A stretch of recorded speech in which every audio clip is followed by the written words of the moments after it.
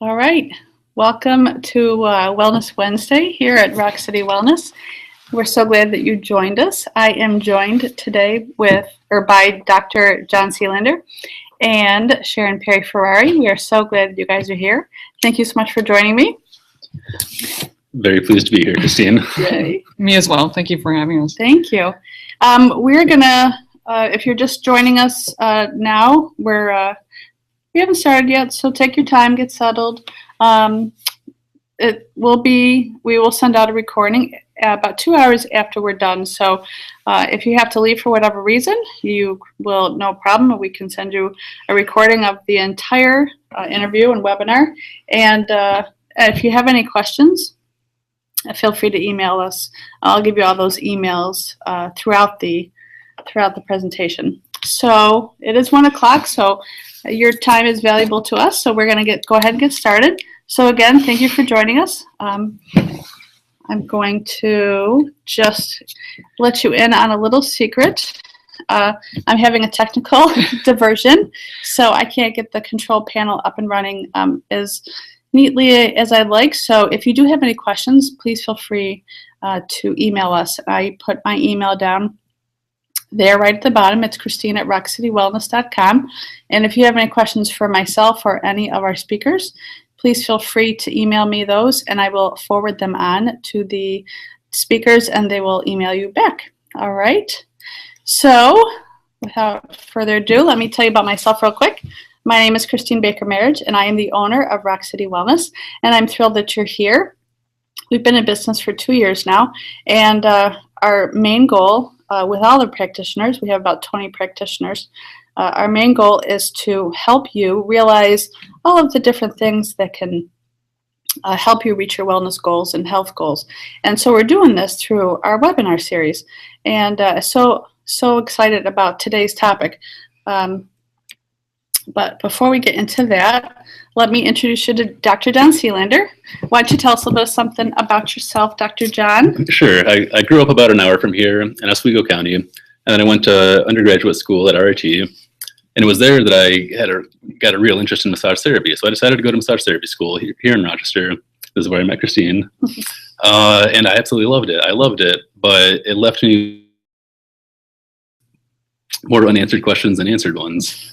And so I really wanted to learn more, and I loved manual therapy, so I decided to go to chiropractic school out in Illinois. And so for 3.5 years or so, I was out in Illinois, and then I moved back here. I graduated, moved back here in August, and then I've been practicing here at Rock City Wellness ever since. Fantastic. Yeah, we're glad you're here. You've been a great addition. And let me also introduce you to Sharon Ferrari with lots of letters after my name. Alphabet soup is what some people say.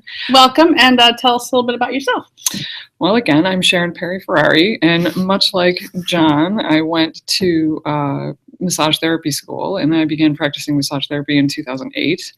And as I was going through my massage therapy practice, again, it left me with many unanswered questions and unanswered pathways for people to feel better about themselves. And so in my quest to help my clients be better and feel better, I found postural alignment therapy, and this has been helping me to help my clients become better physically, emotionally, and all the different aspects of the wellness pie that Christine likes to talk about. So I practice postural alignment therapy here at Rock City Wellness, and I can't believe it's 2 years only. I know. It feels like we've been in business forever, but yeah, we're still new. So I'm excited to be part of the wellness program here in the different aspects, because I think that you have to find a lot of different ways to make yourself be the best that you can be. Fantastic. Thank you so much for sharing all that. So before I let them talk, I'm going to take over for a few minutes and just remind you about the wellness wheel. We've talked about our first webinar in the series was about health versus wellness, where we introduced to you the wellness wheel. And so I just want to remind you of that. And we've talked about in past webinars intellectual wellness and the importance of that with Sheila Kennedy. You can revisit that, excuse me, on our YouTube channel. And then today we're going to talk about the physical component of wellness, which, you know, so many people think of wellness as just physical. It's the absence of disease or or things of that. But there are actually 6 other things that make up wellness that contribute to overall health. And so today we're talking about physical wellness, and we'll talk about the other ones. It's different times. We'll let you know about that later on. But let's move forward and talk about the definition of physical wellness. Tons of different definitions out there, but this is the one that I like the best. And I kind of piecemealed it together based on what I really wanted to get across today. And that the physical wellness is the quality or state of being in functional health and the ability to move through normal activities with no adverse effects. So what that's saying is, is the things that you're doing causing you strain or pain, or are you tired after just a normal 8-hour day? And if you're tired after a normal 8-hour day, obviously some of that's going to be normal, but if you are experiencing adverse effects, so fatigue or pain, like I said before, or anything like that doesn't seem normal, then that means your physical wellness is out of balance.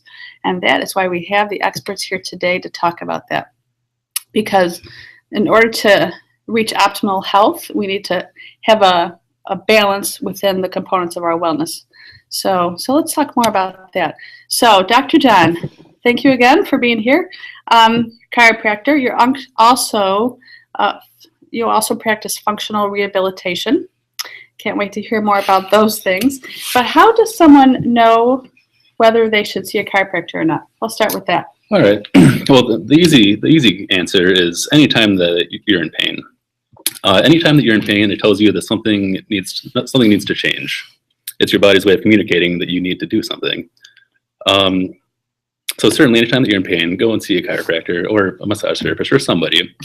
And but also, even if you're not in pain, if you have limited mobility, if you have muscle stiffness, poor balance or coordination, those are things that can be significantly helped with chiropractic care. So if you would so whether you're in pain or you just want to move better, we can help you move better. Fantastic. So what is your exam process like? So the first thing I do is I'll take an in-depth history to make sure I get a correct diagnosis. There are potential scary things that could cause pain, which you would need medical help.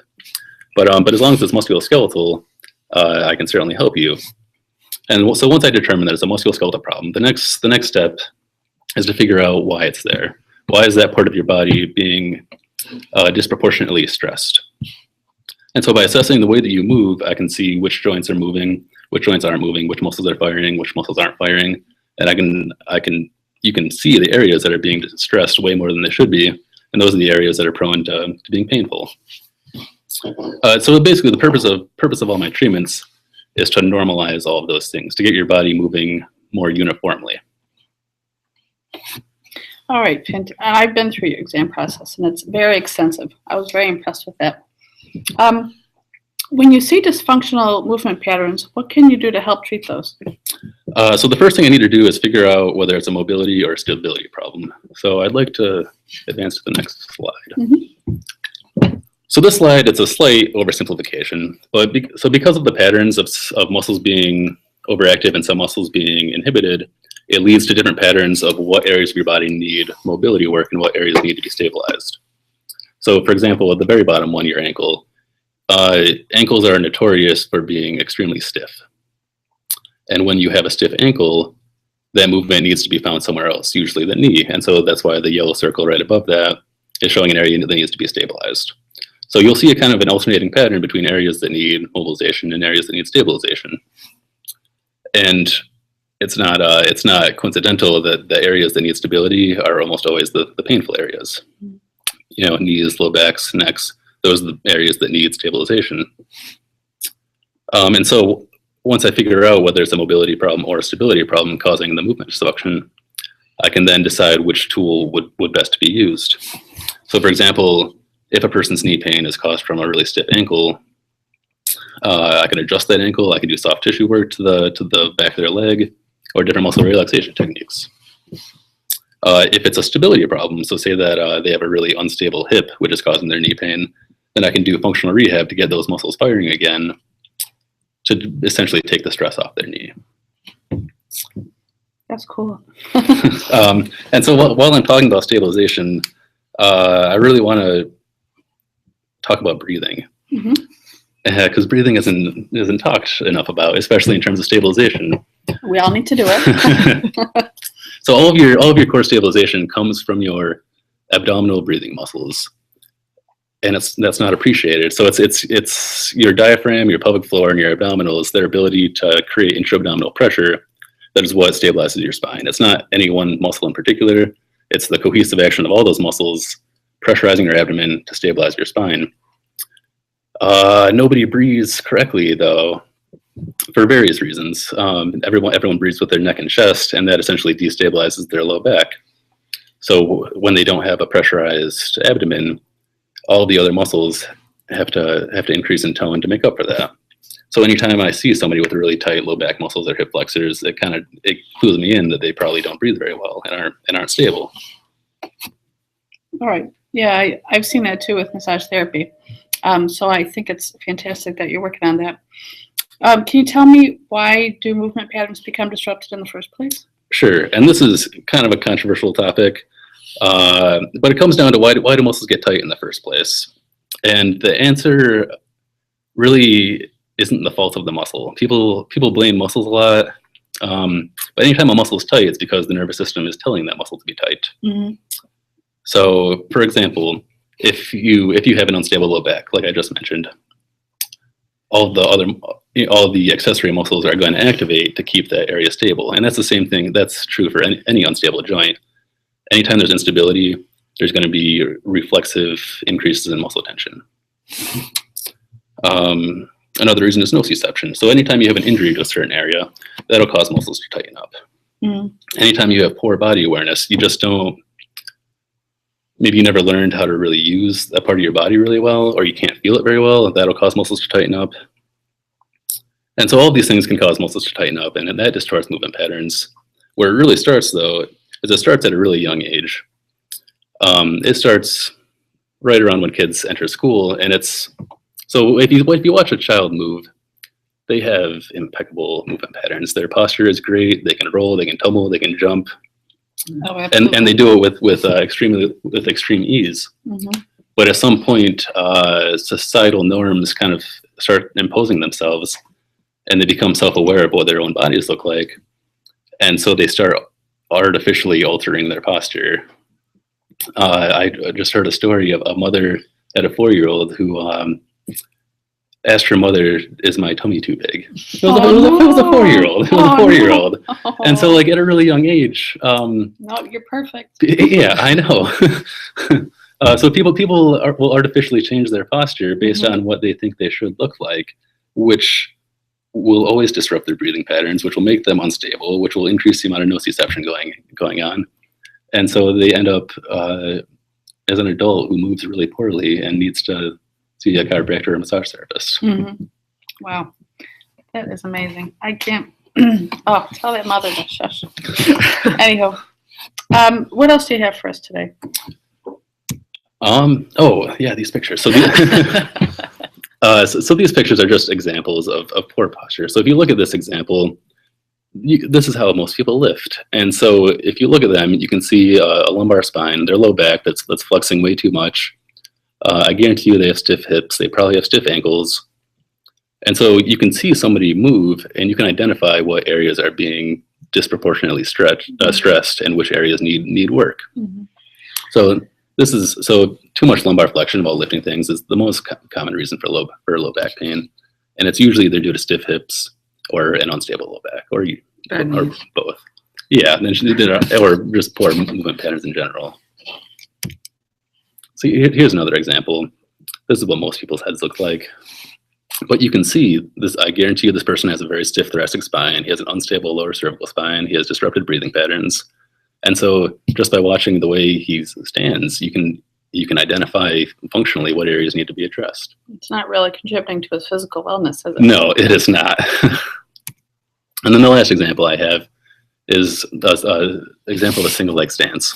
So on the picture on the left, when a person is standing, their pelvis should be level. They should be able to breathe in this position, and they should be able to balance fine. If somebody's glutes aren't firing, though, look on the picture on the right, and their posture just goes to hell. Mm-hmm. And so this person, if you have unstable glutes, like this person on the right, every time that he takes a step during gait, his knee's going to crash or his foot's going to overpronate, and he's going to end up with pain. Yeah, again. And that might be a sign that he is not in balance whatsoever. That is correct. That's cool. So then he could come and see you and you could get those glutes to fire. Yeah, like he doesn't even have to be in pain. I mean, it would be to his benefit not to wait until he's in pain to get these things addressed. Definitely. So really, people, it's beneficial to see you or Sharon to come in and get a baseline. Absolutely, it's a personal choice whether to wait until you're in pain or not. Most people do wait until they're in pain, and then they leave as soon as they're out of pain. But but that's not to say there's not a lot of things that could be improved. That is worth improving. Right. And I think as all of us as body workers know that pain should be the last symptom. Correct. Pain is the last symptom that we want to see. All right. That's great. Thank you so much for sharing all that. That was tremendous. A lot of information. So but we'll give you Dr. John's contact information and his website information below or later on in the webinar. So you can contact him. I strongly recommend you working with him. It's helped me tremendously, and working with Sharon, they both helped me out tremendously. I'm actually pain-free now because of these two, so glad that they're here. Okay, so without further ado, thank you, Sharon, for being here. Yay! Well, thanks again for having me. I really appreciate the chance to talk to people about postural alignment therapy and to share the program with other people, just because I think it's an amazing program. It really is. And again, I've worked with you as well, and before I injured my ankle. And but very interesting process as well. So can you tell us what is postural alignment therapy? Well, first of all, I need to say that it's non-invasive, non-medicated, a home managed treatment program that looks to restore and maintain your musculoskeletal strength and integrity. And if you do that, it overall improves your posture and brings with it a host of benefits, as Dr. John mentioned. Standing up straighter would certainly stabilize your spine a little bit more, be able to respirate better, just becoming a better machine in general. Many people come to me because they're in pain, and it looks to eliminate pain for the long term, rather than just like a quick fix, which, if you're in pain and you need to see a chiropractor and you need to see a massage therapist, certainly, that can take care of that. But sometimes you need like a long-term solution. Yeah, oh, absolutely. So let me ask you this: how do we develop bad posture? Well, again, Dr. John touched on how children have amazing posture, and they're, barring any congenital defects that people are born with, and even some of those, I've worked with people who have some of those, and they've seen improvement in my process too. But kids have this amazing just bodies, and if you kind of line up a child against a plumb line, for the most part, they look amazing. Their bodies are in great shape. And what we say in massage therapy a lot is, the book of your life is written in your body. So then all these external factors start coming into play: how society perceives them, the messages that they're being delivered in the media, like that terrible story. Yeah. Like, do I look good, or do I, right. what their idea of what looks good? But then also environmental aspects come into play as well. I mean, at age 5 and the studies that were conducted on posture patterns from kindergarten to middle school found that like around 7 or 8 was where some of the postural anomalies that I see a lot of started to develop. And that's because most of us at age 5, we begin to sit at the desk all day when we should be running and jumping and rolling and playing, right, and having all those things. But then there's also disease that comes into play, that those factors, there's injuries, psychological things that happen that change your posture and change it so that, your body can get through the world. Your body also has these amazing reflexes that called righting reflexes, and without a long explanation, they keep you in line, keep you from standing up, not falling over on a day-to-day basis is always a good thing. But if your muscles begin to get tight, and the patterns that Dr. John talked about, so that your neck starts to bend or go into a bad posture, for lack of a better word, but your eyes want to keep you even with the horizon, and your body doesn't want to fall over, so your structural starts to change to maintain that. And like I said, it's a good thing to go through the world and not fall over, but those things. Also, muscles have memory. So once you develop a muscle memory, it's fabulous because it makes you know how to brush your teeth, learn how to drive, and all those things. But if your muscles get bad memories, again, for lack of a better word, you may need some training to like get them back to where they need to be. Right. So, excuse me. What kind of population can this kind of therapy help? Ultimately, when I took the training and I sought out to become a postural alignment therapist, I thought it was specifically just to help people who were in chronic pain. And I am finding that that is the case. It is helping people that are in chronic pain. But based on this quote, 90% of your brain's output is directed towards maintaining your body in its gravitational field. People are coming to me just because I had a 25-year-old a couple weeks ago, and she said, I see my posture going bad now, and I want to be healthy for the long term. I want to be a better machine. She's not in any pain. She just says, this is something that I should do proactively. So good for her. Kind of client we love because she's not waiting till she's in pain. Right. So I think it is beneficial for people in chronic pain. It is beneficial for people who want to increase their ease of motion. It is beneficial for people that just want to be more efficient. Here's a quick question for both of you while I'm thinking of it. Go ahead. Do you see when people come to you not in pain, but still with a dysfunction, is it easier to find the source or the root of the issue without the symptom of pain? Dr. John, go for it first. I actually think it's easier when they are in pain. Okay. Just because if I can find a movement that decreases their pain or decreases the surface area of where they have pain, that's a pretty powerful clue as to what needs to be done. Okay. And then if they're not in pain, I can usually find what needs to be done, but it's just one less clue. Right. Okay, that makes sense. What about you, Sharon? Sorry to put you on the spot. No, it's okay. That's perfect. It's a great question. If someone comes to me, when we talk about the process of what we go through in postural alignment therapy, I think maybe we could answer that question better. Okay. But hey, so tell me what the process is. Okay. All right. So let's go back. First of all, you have to make an appointment to set up with me. And prior to the appointment, you're going to go through signing up online and doing your complete medical history, because I need to review that. Like, what injuries have you had? Where are your problems? When you come to the appointment, we take some pictures against a postural alignment grid, and I take 21 different measurements on your body that actually measure, the degree of if one shoulder blade is higher than the other shoulder blade, one hip is higher, if there's a rotation. There's 21 different measurements there. And sometimes when someone is, and this is the part to answer your question, when someone is not in pain, I can see where it's going to come from because of those measurements. Like, okay, gotcha. I can see that you're, and not that you're as a massage therapist, you guys would all understand what I was talking about, but the angle from like the front of your hip bone to the back of your hip bone, plus or minus, supposed to be about 10 degrees. I know we're not all perfect, but when I first went through this process, one of mine was 3 degrees and the other was 12. Wow. So, so you could tell that your hips are rotated, and quite a difference.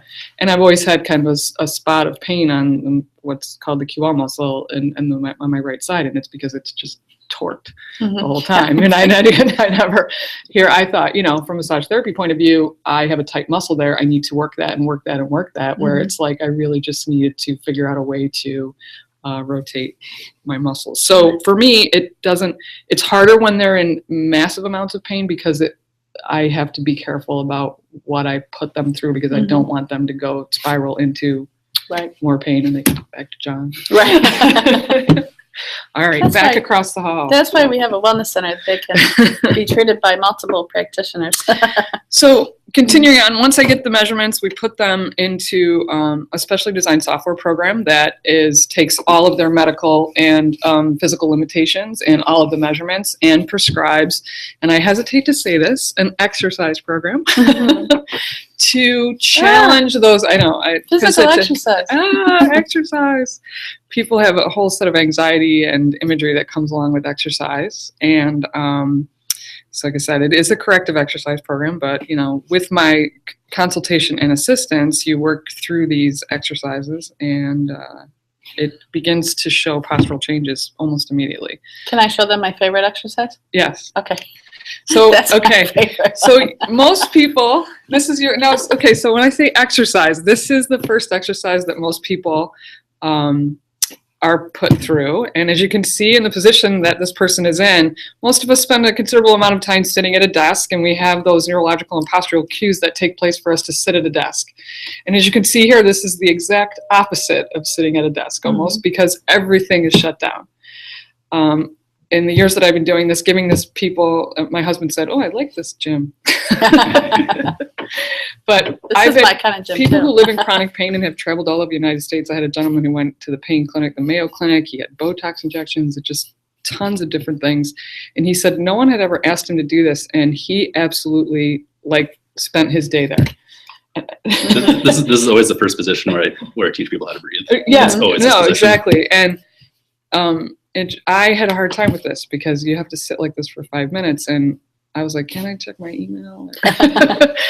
But it does, Facebook, it forces Instagram, you yeah. to just kind of let go. And if you notice, I mean, some people actually have a hard time with this. You know, we have to put a roll under their neck or, you know, just to adjust it until they can get to the point where this is comfortable. So this is often the first exercise that they go through. So That's fantastic. But you give them a whole list of exercises, though, that right, and at the appointment where you review and the exercises, I looked at, you know, they're in front of me, I'm talking to them, I tell them, you know, an exercise shows up in the program, and I just, based on what I know, I'm like, this is not going to work for you, so I have to adjust it. There's over 600 different exercises in the program, and they're all designed to challenge those stagnant neural pathways that you've developed. They're weird. I mean, this one is probably the easiest one, and you know, by weird I don't mean like stick your finger up your nose. It just, that would not be an exercise I would do. No. They're just strange in that they're not anything that you would do probably on your normal everyday. I mean, this is probably kind of frowned upon in most office settings if they come in your office and you're laying. So they're I'm just aligning my posture. They're strange, but they're gentle. They start out trying to break open, as I said, these stagnant neural pathways and stagnant muscle patterns that you've developed, and then it eventually moves into a more strengthening once we've broken them open. If that, to simplify that. That makes sense. So, do you want me to forward to the next slide for you? I kind of lost where I'm moving. What kind of exercise? Yeah, go ahead. So here's an example of a client that came to me, and she is a relatively young woman. Most of the pictures that I have to share are of younger people because they seem more willing. Oh yeah, post me on social media. Right. They don't care. They're a little more accustomed to that. And I often get questions like, you know, she was leaning, or you know, she's being evaluated. But I try really hard not to, you know, that doesn't really come into play. But the picture on the left is her before pictures, and the picture on the right is her after one set of exercises. Certainly, you know, I can get results from one set of exercises. If you do a stretch, your muscle's going to loosen up. It's going to change how you look. In order to solidify these changes, you really have to do the exercises every day. And people say, how long does it take? I've had a couple people come and start the program, and they literally only have 3 exercises. And the first one, as you saw, is laying on the ground for 5 minutes. So the next 2 exercises, so your total of maybe 8 minutes to do them. But what you're trying to do is retrain your body to go to a place where it puts it back into perspective. It takes about 7 to 8 sessions, 2 to 3 weeks in between each session. At each time we take pictures and we compare them. And you can see the changes over time. So that's fantastic. So this next young girl is so a perfect example. I have a before picture all the way on the left, and then I have an after that session where she looks more like the one all the way on the right. But the second one was when she came back 2 weeks later. As you can see, it wasn't, you know, something that, I don't want to say lasted. What I find is because of, you didn't touch on really compensation patterns, I guess you did when you were talking about why muscles are tight, but sometimes people develop, so they have a bad hip, and then they develop a compensation pattern that makes the hip feel better, but then their knees and their ankles start to go. What I found in this program is that someone came to me and said, well, my knee feels better, but boy, my hips bother me now. And I think what it is because we're breaking down that compensation pattern, and then eventually they get to the point where the whole body feels better. the other thing that I just love about this program is it doesn't look at just one thing. And like I said, certainly if you have, pain in your neck, please get the pain taken care of. Mm-hmm. Go to see a massage therapist, go to see a chiropractor, whatever you need to get that pain taken care of, but you have to kind of take care of it for the long term. Right. Get the medicine, but figure out the long-term healing process that can make you be a better person, feeling better in the end. Right, and being out of pain will really help contribute to your overall wellness and health. So thank you very much for that. That's fantastic. All right, so these are just some tips that we put together to help you with your physical wellness. I think most importantly, you need to. The last one, obviously, is seek out corrective care. I think that's extremely important. I think none of us are born perfect, so. Yes, we are. Well, I mean, wait a minute. Okay, let me backtrack. We're all born perfect in our own way, but I should say we're not born symmetrical. How's that? No, we just screw it up a lot. I know, but yeah, what I would say is when you said seek out corrective care, I think that there's a principle that like if you go to the chiropractor one time, you're going to be good. If you go to massage therapy one time, you're going to be good. Yeah. I think that what you have to look at is that wellness pie that you talk about, mm-hmm. and you have to find your pathway to feeling better. Right. It's not necessarily any one thing. So seeking out corrective care as a one-time fix is good, but then you have to continue on with it to have long-term effects. Right, if you want lasting effects. Lasting effects for that. It's kind of like seeing a dental hygienist. Like you don't have to go get your teeth cleaned every 6 months, but you really should. But you really, really should. Yeah. No, absolutely. And I think I should have just let you two take over that point. That was much better said by you guys. But then also, obviously, are you hydrating enough? Are you getting enough water? Are you getting enough nourishment? We always tell our clients, are you sleeping enough? Because, our bodies reset itself each night. And if we're not getting enough sleep and not, quality sleep, then our bodies.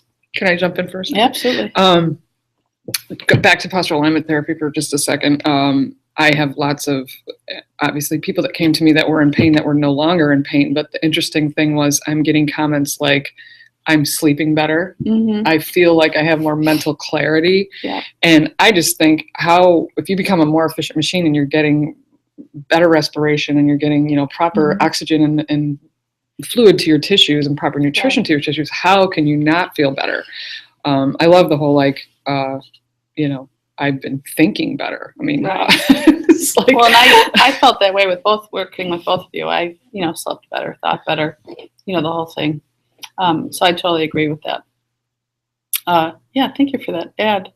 The other things that we suggest to optimize your physical wellness is, do you know what your baseline numbers are? Do you know what your, cholesterol numbers are? Do you know what your blood pressure, is? And if not, then, seek those answers out, because that's the only way you're going to know if it's high or low or, change dramatically if you have those baseline numbers.